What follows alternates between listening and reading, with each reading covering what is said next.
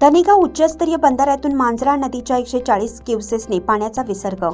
2 दरवाजे उघडल्याने परिसरातील शेतकऱ्यांना व गावांना सतर्कतेचा इशारा।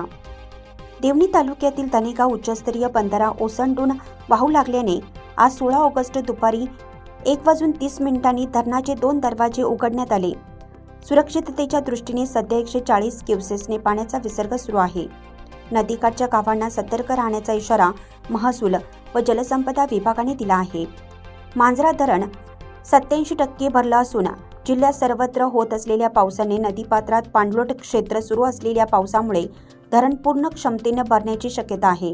सध्या सतत होत असलेल्या पावसाने वाढत्या पाण्याचा प्रवाह आवक लक्षात घेऊन धरणातून होणारा विसर्ग कमी जास्त करण्यात येईल असं प्रशासनाने स्पष्ट केलं। दरम्यान पाण्याचा प्रवाह वाढत असल्याने नदीकाठच्या गावांमध्ये पूर परिस्थिती निर्माण होऊ नये यासाठी प्रशासनाने पूर्व तयारी केली आहे। नागरिकांनी नदीपात्र व धोकादायक भागात जाणं टाळावं, तसेच जीवित व संपत्तीची हानी होऊ नये यासाठी प्रशासनाला सहकार्य करावं असं आवाहन महसूल व जलसंपदा विभागानं केलं आहे।